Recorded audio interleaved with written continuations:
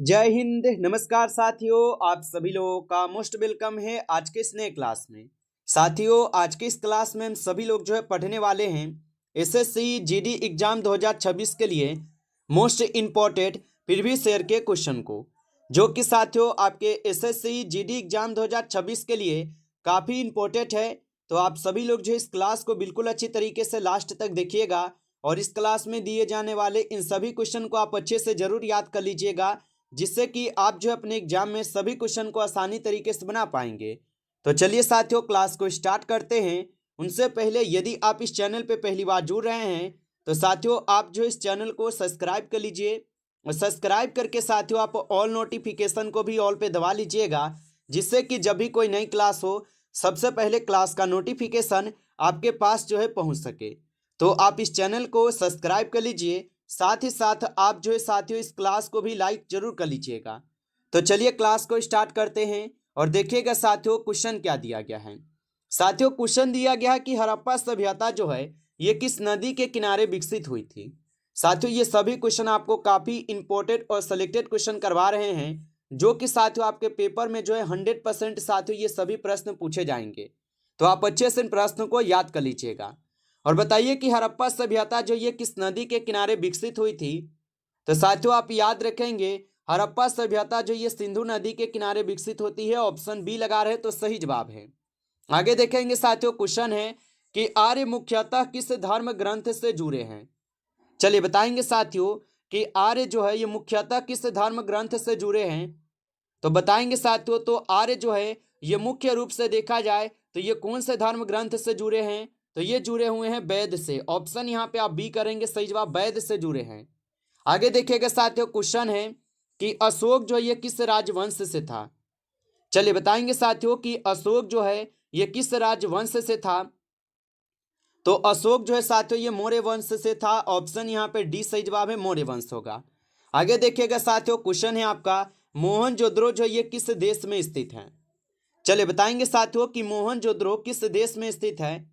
तो मोहनजोदड़ो हो जाएंगे साथियों आपके पाकिस्तान में। ऑप्शन यहाँ पे सी करेंगे सही जवाब, पाकिस्तान में है।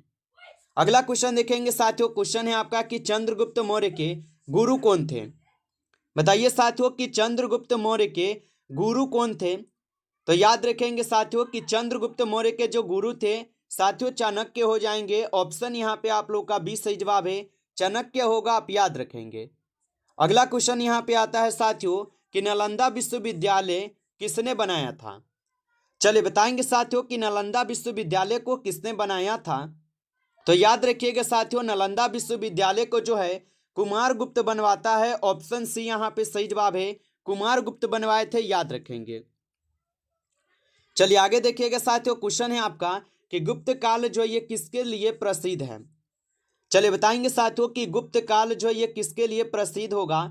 तो साथियों आप बताएंगे गुप्त काल साथियों ये कला और साहित्य के लिए प्रसिद्ध है। ऑप्शन ए सही जवाब है, कला और साहित्य के लिए है। अगला क्वेश्चन देखेंगे साथियों, क्वेश्चन है कि सप्त सिंधु किसे कहा जाता है। बताइए कि सप्त सिंधु किसको कहा जाता है। तो याद रखेंगे साथियों सप्त सिंधु साथियों कहा जाता है किसको। तो ये कहे जाते हैं 7 नदियों को। ऑप्शन यहाँ पे 20 सही जवाब होगा, 7 नदियों को। आगे देखिए साथियों, क्वेश्चन है आपका कि जैन धर्म ना किसने शुरू किया था। साथियों ये उसी लेवल के क्वेश्चन है जो कि साथियों आपके एग्जाम में ना 100% साथियों पूछे जा रहे हैं, वही सब क्वेश्चन करा रहे हैं, बिल्कुल आपके उसी लेवल के क्वेश्चन करा रहे हैं। तो आप अच्छे से इन प्रश्नों को याद जरूर कर लीजिएगा।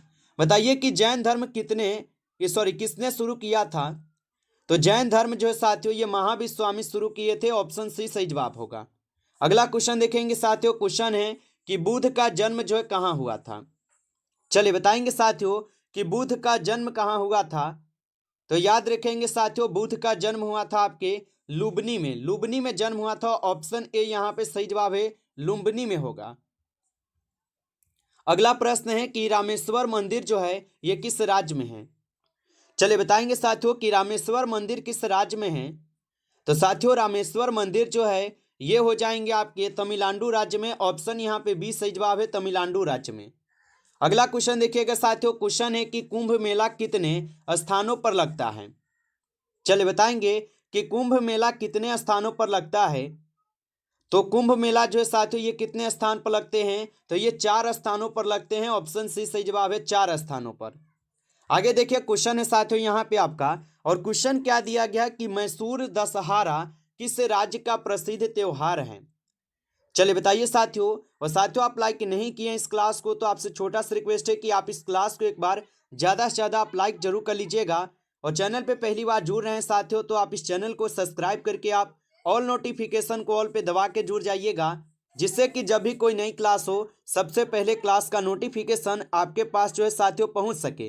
तो आप इस चैनल को साथियों सब्सक्राइब जरूर कर लीजिएगा। और यदि आपको PDF चाहिए तो आप कमेंट करके साथियों जरूर बताएंगे। और बताइएगा साथियों कि मैसूर दशहरा किस राज्य का प्रसिद्ध त्योहार है।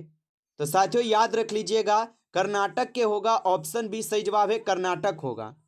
अगला क्वेश्चन देखेंगे साथियों। क्वेश्चन है आपका कि कनक दुर्गा मंदिर कहाँ है।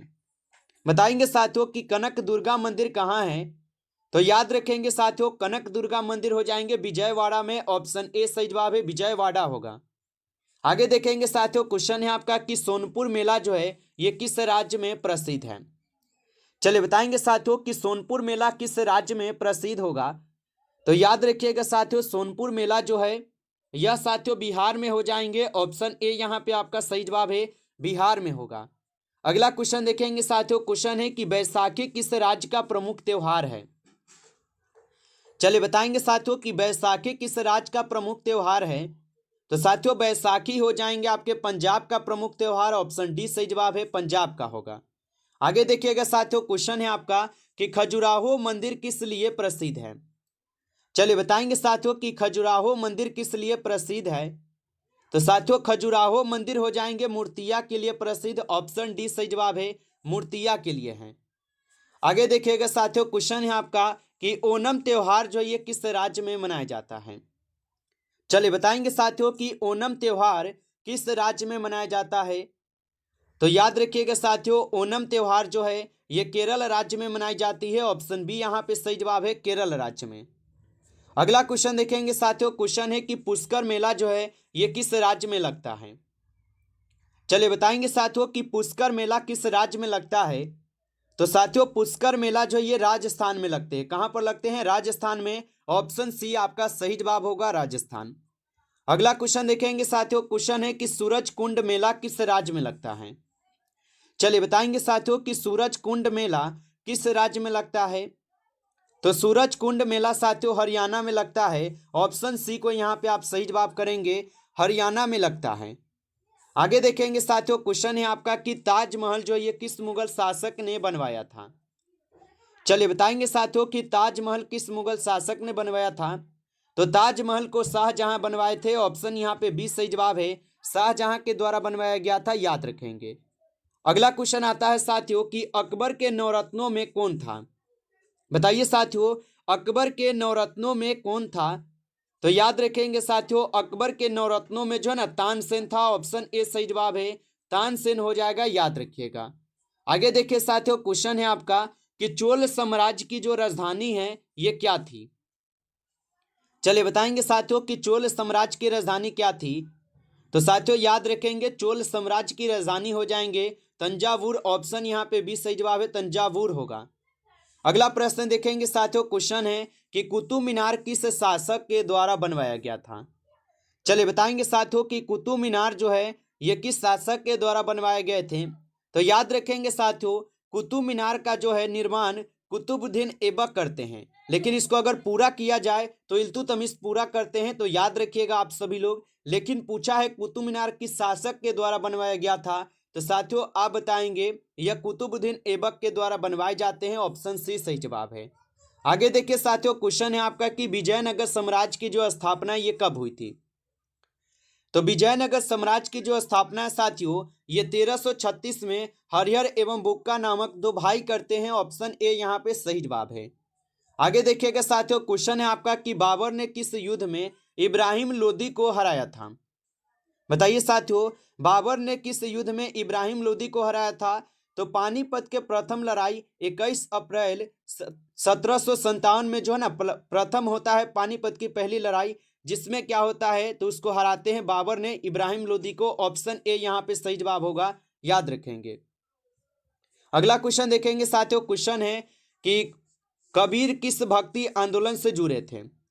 चलिए बताएंगे कि कबीर जो है ये किस भक्ति आंदोलन से जुड़े थे। तो याद रखिएगा साथियों, कबीर जो है ये हो जाएंगे आपके निर्गुण भक्ति से। ऑप्शन यहाँ पे आप लोग का डी सही जवाब है, याद रखेंगे।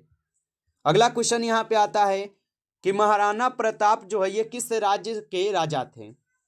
बताइए साथियों कि महाराणा प्रताप जो है ये किस राज्य के राजा थे। तो साथियों आप बताएंगे मेवाड़ के राजा थे। ऑप्शन ए सही जवाब है, मेवाड़ के राजा। आगे देखिएगा साथियों, क्वेश्चन है आपका कि मोहम्मद गजनी ने कितनी बार जो है ना भारत पर हमला किया था। तो मोहम्मद गजनी ने कितनी बार भारत पर हमला किया था। तो मोहम्मद गजनी 17 बार जो ये भारत पर हमला किए। ऑप्शन सी सही जवाब है, 17 बार।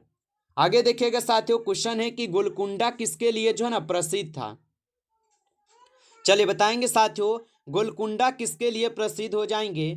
तो साथियों याद रखिएगा गोलकुंडा हो जाएंगे हीरो के लिए प्रसिद्ध। ऑप्शन बी यहाँ पे सही जवाब है, हीरा के लिए। आगे देखिए साथियों, क्वेश्चन है कि 2011 की जनगणना के अनुसार भारत के किस राज्य का जनसंख्या वृद्धि दर जो है ना नकारात्मक है।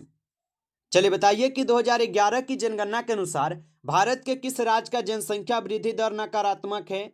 तो साथियों आप बताएंगे नागालैंड के हो जाएगा। ऑप्शन सी यहाँ पे सही जवाब है, नागालैंड। आगे देखेंगे साथियों, क्वेश्चन है कि 2011 की जनगणना के अनुसार भारत का सबसे बड़ा जनजातीय समूह कौन सा है। चलिए बताएंगे साथियों कि 2011 की जनगणना के अनुसार भारत का सबसे बड़ा जनजातीय समूह कौन सा है। तो साथियों आप बताएंगे भील हो जाएंगे। ऑप्शन डी यहाँ पे सही जवाब है, भील होगा।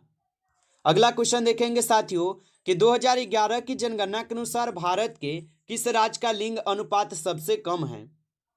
चलिए बताइए कि 2011 की जनगणना के अनुसार भारत के किस राज्य का लिंग अनुपात सबसे कम है। तो साथियों यहाँ पे आप सही जवाब जो है ऑप्शन डी करेंगे, हरियाणा का कम है। ऑप्शन डी यहाँ पे सही जवाब होगा। अगला क्वेश्चन देखेंगे साथियों, क्वेश्चन है कि 2011 की जनगणना के अनुसार भारत के किस राज्य में बाघों की संख्या सबसे अधिक है। तो 2011 की जनगणना के अनुसार भारत के किस राज्य में बाघों की संख्या सबसे अधिक है। तो साथियों ये हो जाएंगे मध्य प्रदेश में। ऑप्शन ए सही जवाब है, मध्य प्रदेश, याद रखिएगा। अगला प्रश्न है साथियों, भारत का दूसरा सबसे अधिक आबादी वाला राज्य कौन सा है। चलिए बताएंगे साथियों कि भारत का दूसरा सबसे अधिक आबादी वाला राज्य कौन सा है। तो सबसे आबादी वाला राज्य हो जाएगा साथियों महाराष्ट्र राज्य। ऑप्शन ए यहाँ पे सही जवाब है, महाराष्ट्र होगा, याद रखेंगे। नमस्कार साथियों, इस क्लास में टॉप 35 क्वेश्चन थे जो कि साथियों काफी इंपॉर्टेंट और सिलेक्टेड क्वेश्चन थे। ये सभी क्वेश्चन साथियों यदि आपको क्लास अच्छा लगा हो तो आप जो इस क्लास को एक बार ज़्यादा से ज़्यादा लाइक जरूर कर लीजिएगा। नए जुड़े हैं चैनल पे तो साथियों आप इस चैनल को सब्सक्राइब कर लीजिए। सब्सक्राइब करके आप ऑल नोटिफिकेशन को भी ऑल पे दबा के जुड़ जाइएगा, जिससे कि जब भी कोई नई क्लास हो सबसे पहले क्लास का नोटिफिकेशन आपके पास जो है पहुँच सके। तो आप इस चैनल को सब्सक्राइब कर लीजिए और यदि आपको PDF चाहिए रिवीजन के लिए तो आप कमेंट करके जरूर बताइएगा। चलिए फिर मिलते हैं आपसे एक नेक्स्ट टॉपिक के साथ नेक्स्ट क्लास में। तब तक के लिए जय हिंद, जय भारत।